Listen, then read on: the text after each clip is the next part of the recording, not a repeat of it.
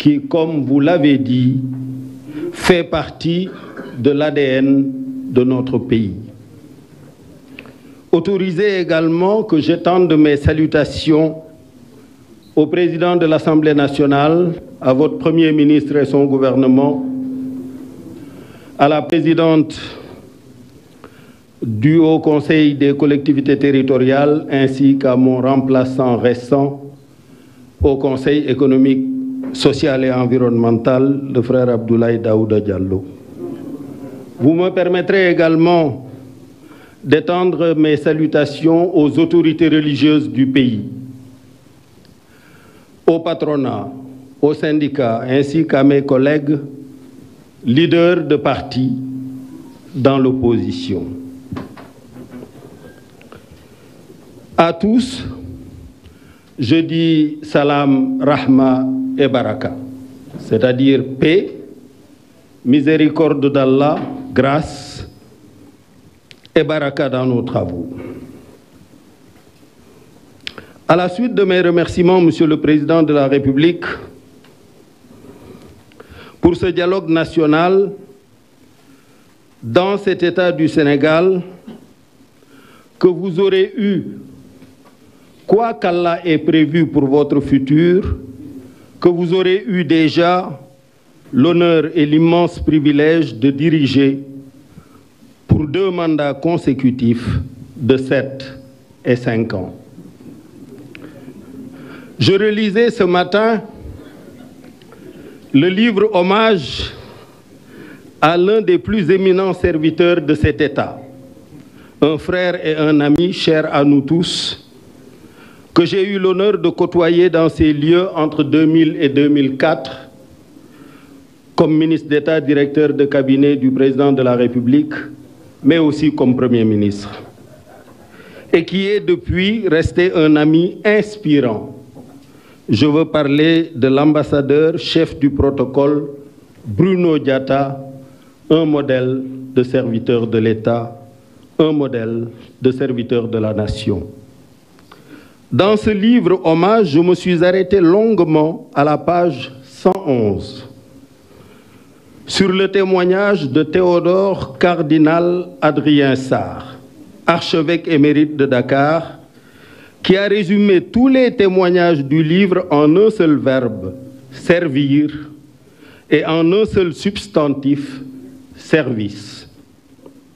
Bruno Diatta a servi l'État du Sénégal auprès de 4 présidents de la République. Tous ont unanimement reconnu sa discrétion, son talent, sa courtoisie. Il était devenu le visage dans le monde de la teranga sénégalaise.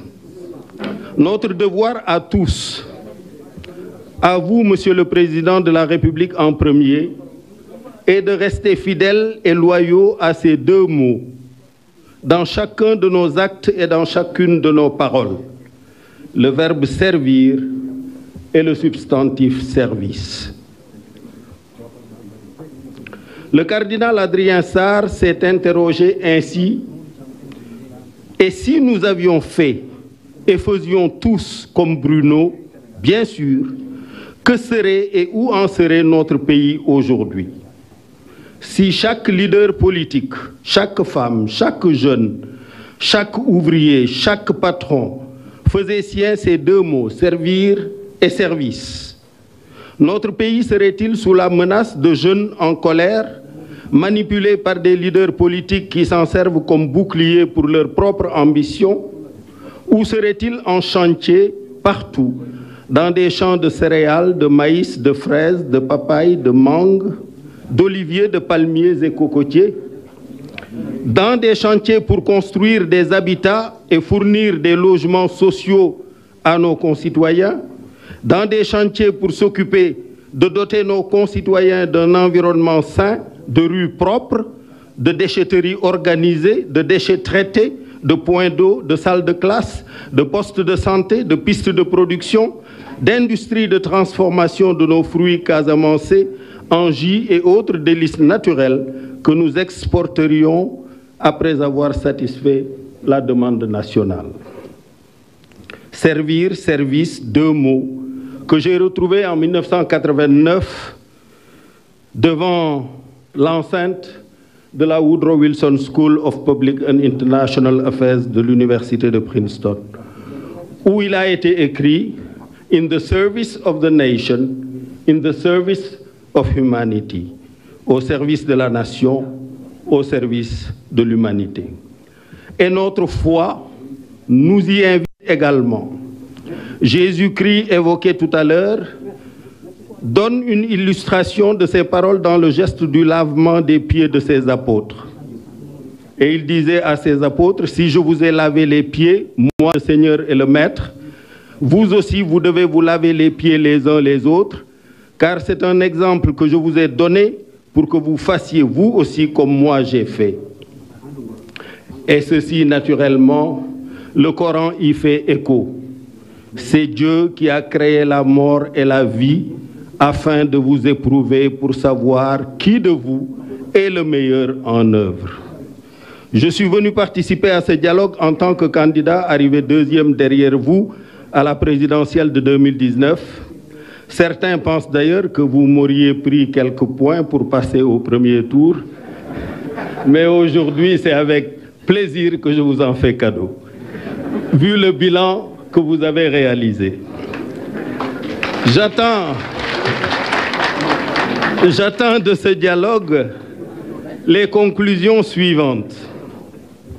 Une démocratie renforcée, des élections claires, libres, transparentes et inclusives, des résultats incontestables qui reflètent l'exacte expression de la volonté et du choix du peuple sénégalais, seul habilité à décider à qui il confie son mandat.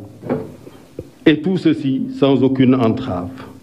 Je convoite d'Allah le Tout-Puissant qu'il préserve le Sénégal, sa paix, son hospitalité, sa teranga, sa tolérance et sa concorde religieuse qui sont notre projet de société. Qu'il préserve ce Sénégal de toutes les menaces multiformes que vous avez évoquées et des tensions et tentations funestes qui secouent notre sous-région. Je vous remercie pour votre attention.